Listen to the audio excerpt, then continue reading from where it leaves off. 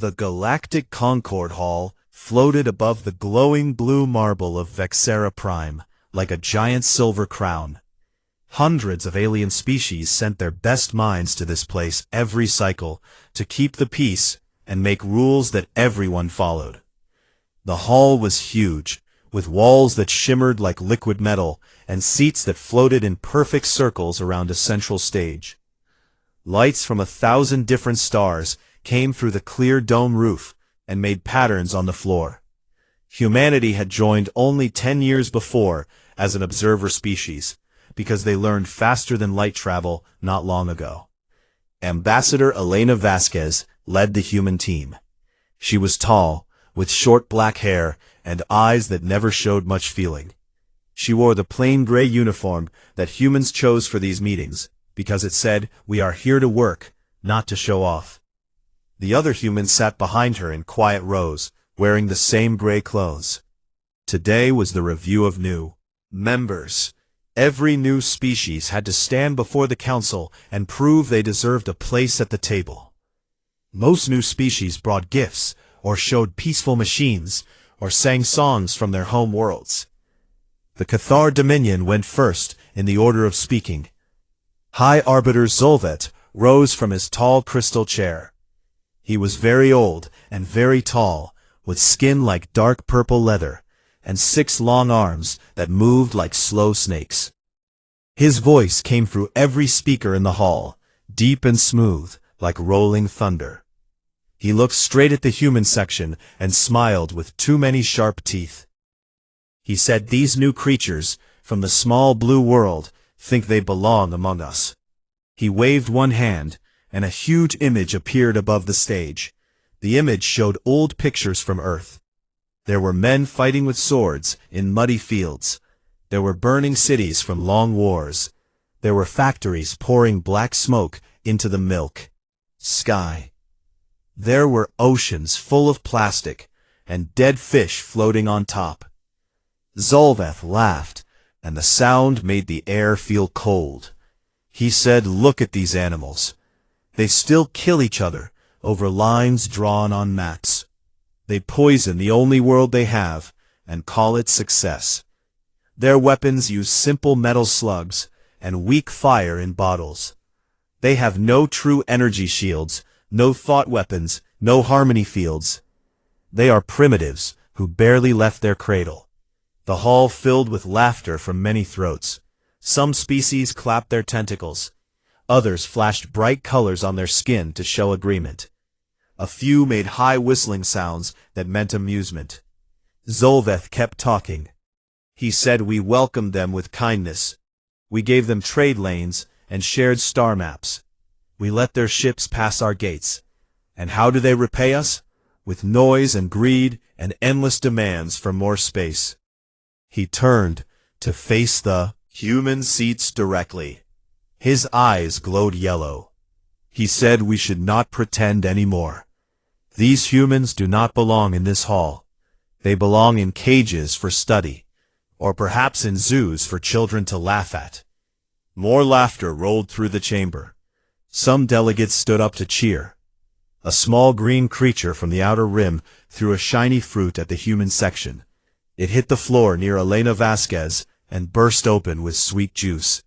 She did not move. Her face stayed calm like stone. Zolveth raised all 6 arms for silence. The room grew quiet again. He said, "I call for a vote. Let us limit their access. Let us take back the lanes we gave them. Let us place watchers on every human ship that enters our space.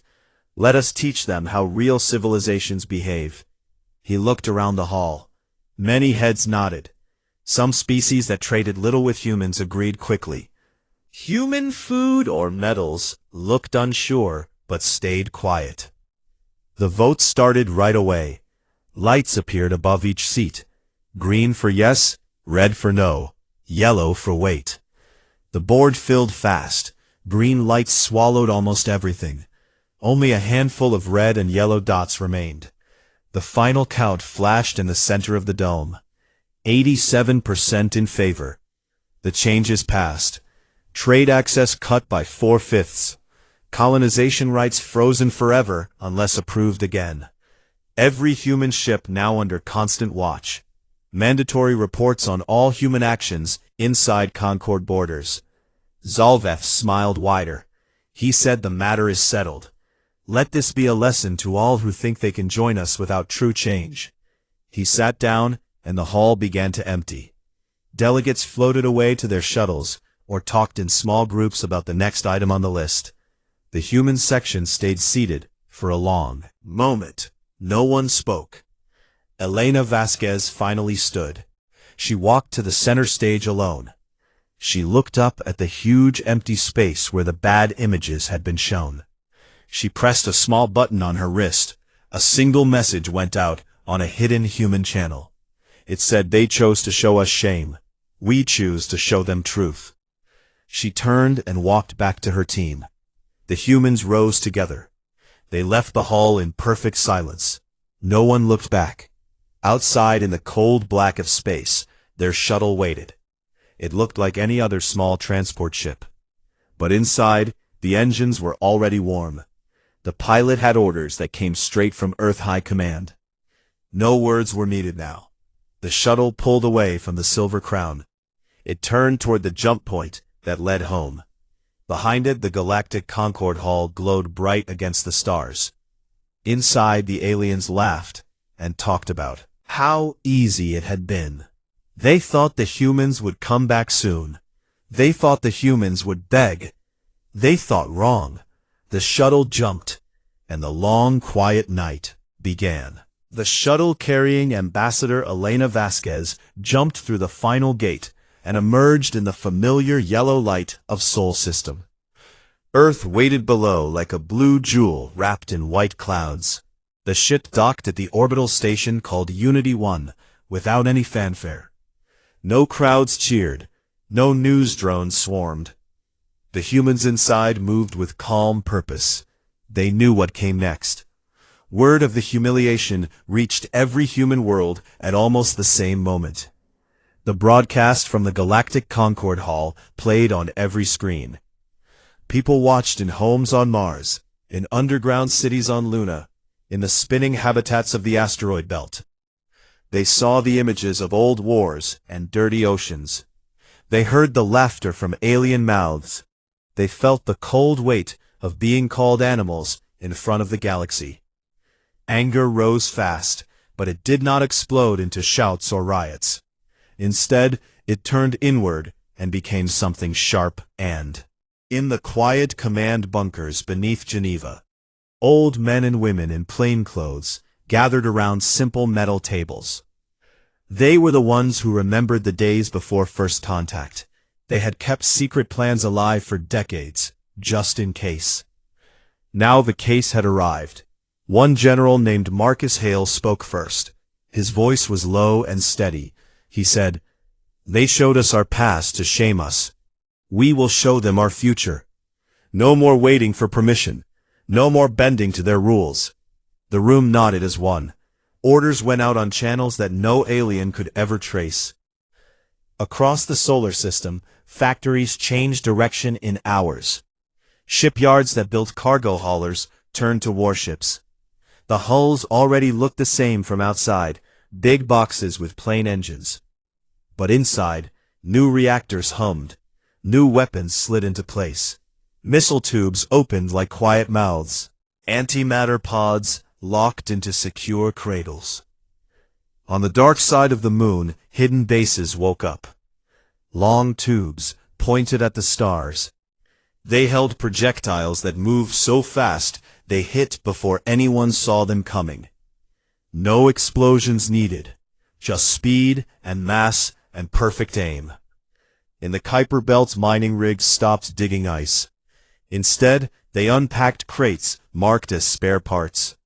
The crates held drones small enough to hide in dust clouds. Each drone carried a single, powerful charge, enough to crack a jump gate open like an egg. On Proxima Centauri B, the frontier colony ships that carried families now carried soldiers too. They trained in secret tunnels under red dirt. They learned to move without sound, to board without warning, to to leave no trace. Children played in the upper levels, while parents practiced in the dark. No one complained. Everyone understood. Looked normal. People went to work. Shops stayed open. Parks filled with families. But under the surface, every network hummed with new traffic. Coded messages flew between cities. Old military families dusted off uniforms kept in closets. Young engineers ran final tests on devices never meant for peace. Scientists in quiet labs checked equations one last time. They calculated jump points. They mapped alien trade routes. They marked the soft spots in the Concord web. The places where one cut would hurt the most. No one made speeches on public channels. No leader stood before cameras to declare war. That would come later, if it came at all. For now, silence was the weapon. Human ambassadors on alien worlds received the same single-word command: withdraw. They packed bags in the middle of the night. They left notes that said nothing more than, "Thank you for your hospitality." Vanished onto waiting shuttles. Human ships in Concord space turned away from scheduled stops. Freighters that carried grain and metals changed course without explanation. They slipped into dark orbits or hid behind gas giants. Some simply shut down their transponders and became ghosts. The aliens noticed the changes slowly. At first they thought it was a protest, a childish refusal to play nice. Traders on neutral stations laughed over drinks. They said the humans will come crawling back soon. They need our markets more than we need theirs. High Arbiter Zolveth hosted a small dinner on his private station. He raised a glass filled with glowing blue liquid. He said, "We taught the primitives a lesson. Now they sulk in their corner. Let them.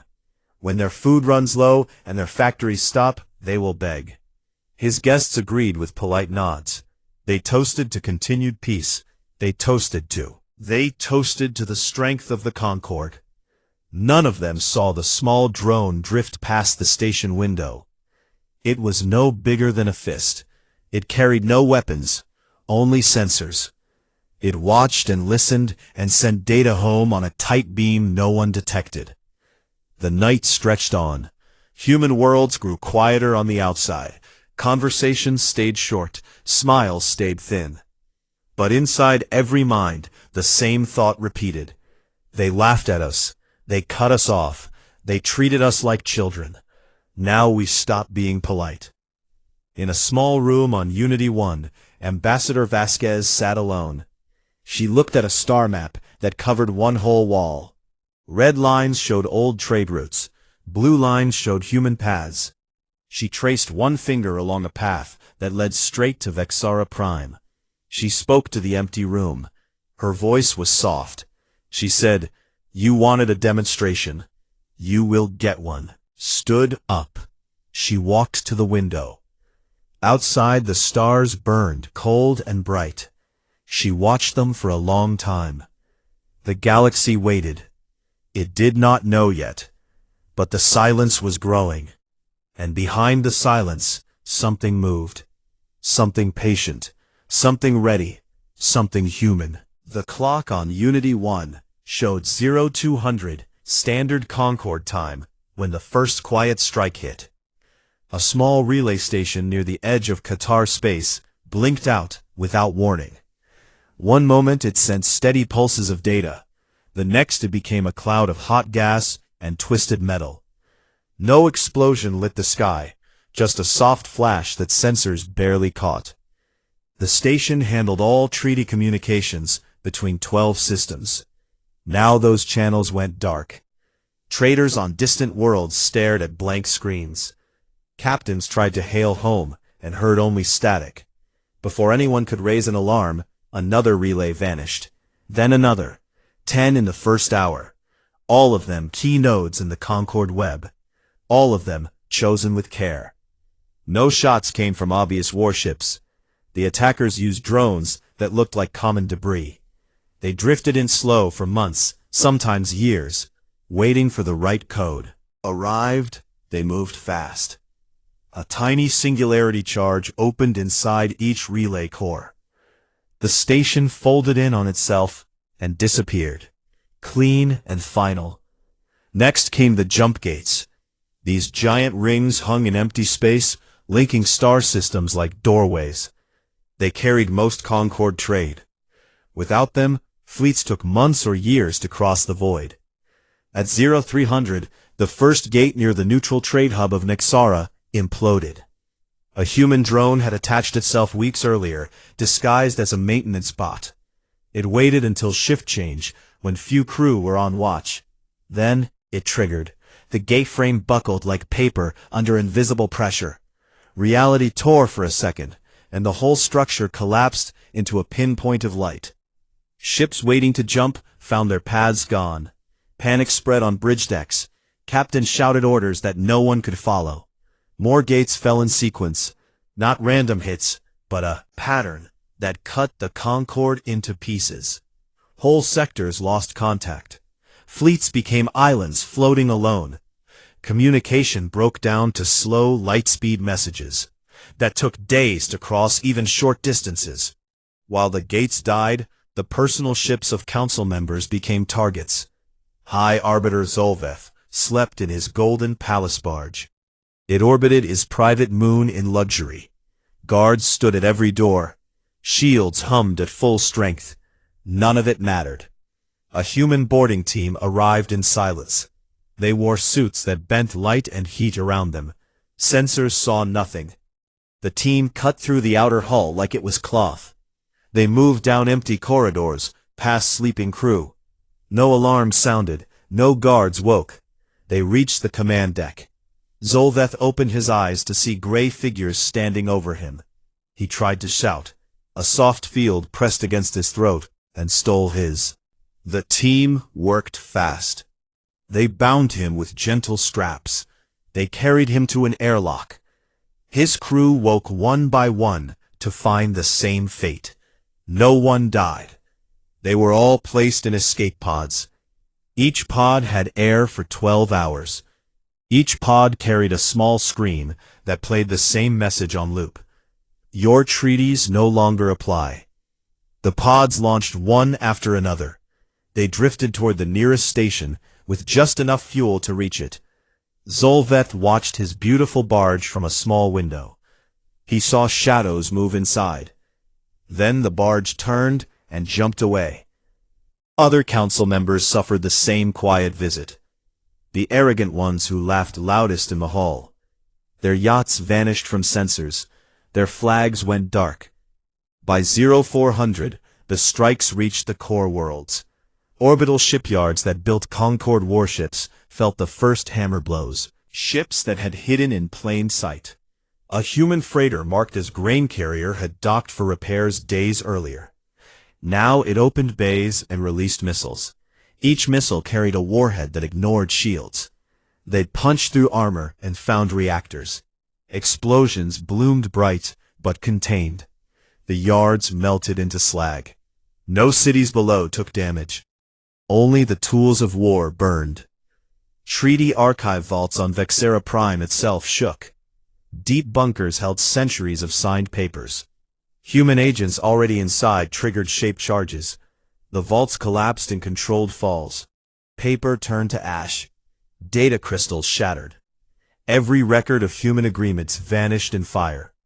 Oversight stations that watched human ships met the same end. Small outposts in neutral space.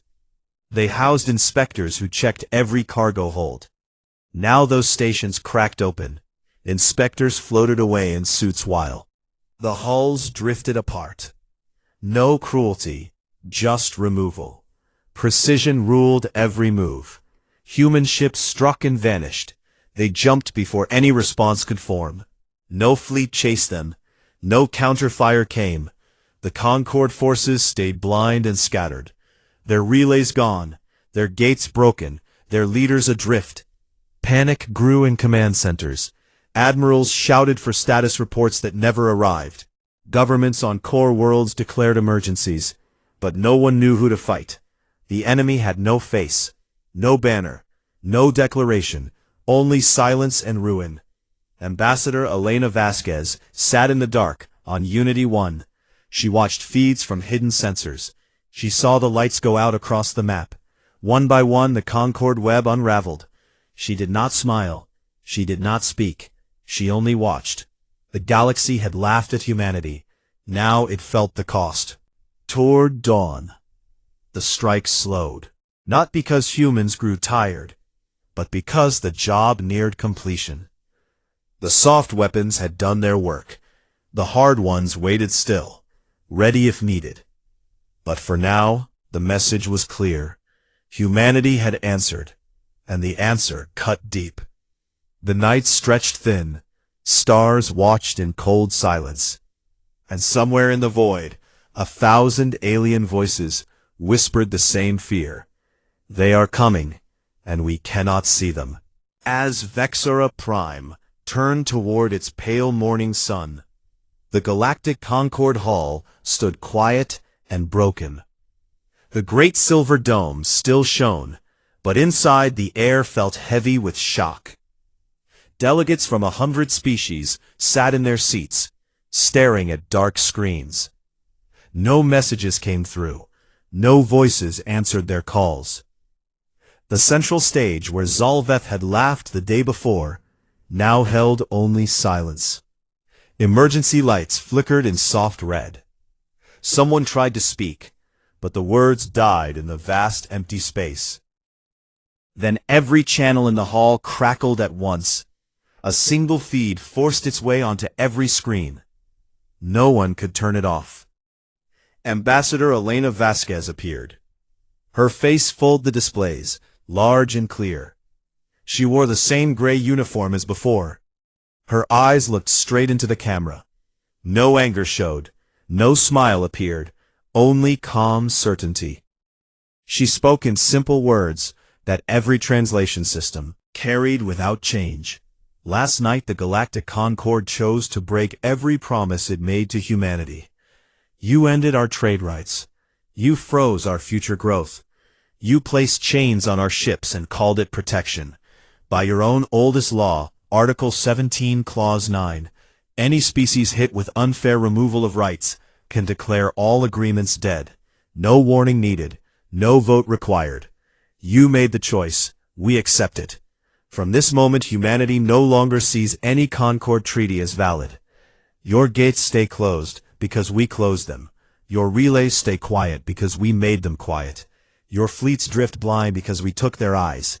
Build new ones if you can. Trade again if you dare. But enter human space, claim human worlds, speak of watching us or guiding us ever again, and we will end what you began. There will be no talks.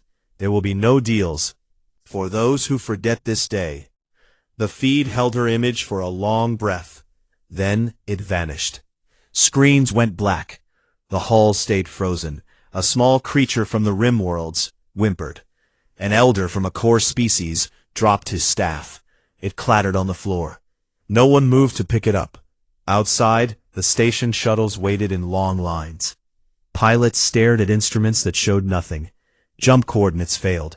Navigation stars disappeared from charts. Whole sectors turned into blank voids on maps. News spread slow at first, then fast. On distant worlds, leaders woke to urgent knocks. Screens lit with the same message. Panic rose in waves. Markets that ran on Concord credit froze. Ships full of goods sat dead in space. Families on colony moons looked up at empty skies. No supply runs would come. No rescue fleets would arrive. The Concord that had ruled for thousands of years now looked small and fragile. High Arbiter Zolvith floated in his escape pod. He watched the broadcast on a tiny cracked screen. His 6 arms trembled. He had laughed at the humans. He had called them animals. Now he drifted with nothing but 12 hours of air. His palace gone. His power gone. His pride gone. He whispered to himself. They were serious. They meant every word. No one answered. The pod spun slow. Stars wheeled past the window. In the hall, delegates began to speak in low voices. Some blamed Zolveth. Some blamed the vote. Some blamed themselves for staying quiet. A few tried to send messages home. The channels stayed dead. They realized the truth. The Concorde no longer spoke with one voice. It barely spoke at all. Human ships moved through the dark. They did not attack again. They did not need to. Claimed space. They watched old trade lanes from far away. Any ship that tried to cross without permission met a warning shot.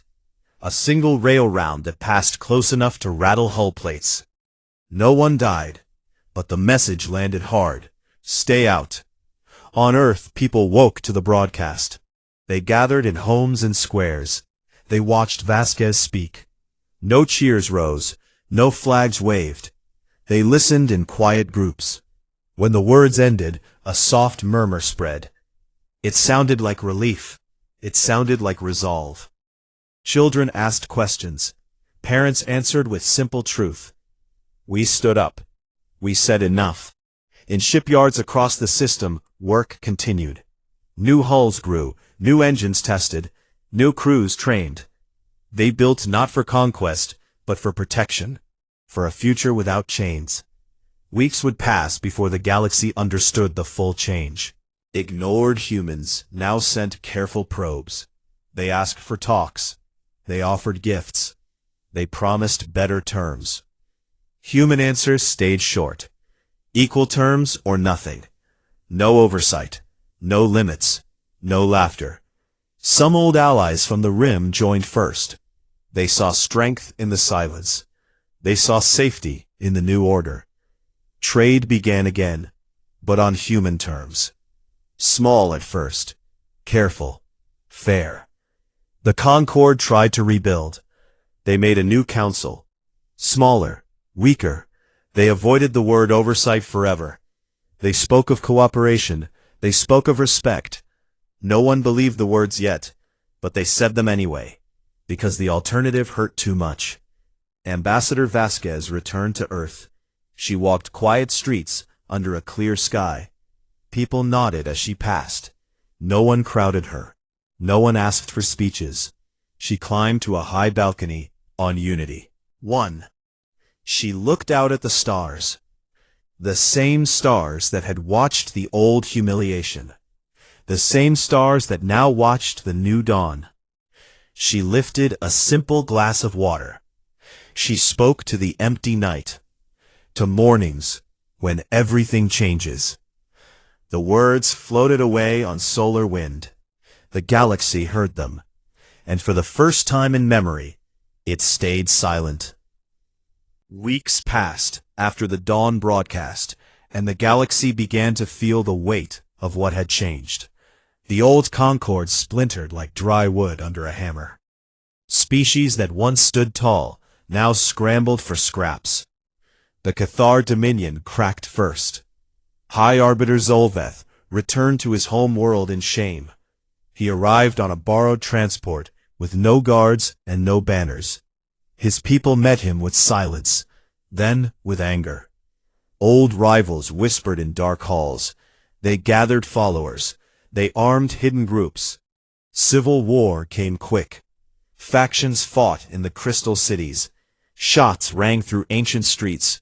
Fleets clashed above the purple skies. No one won fast. The fighting dragged on. Human agents made sure of that. They slipped small shipments of weapons to both sides. Never enough to let one win. Just enough to keep the pain alive. Zolveth watched from a bunker as his palace burned.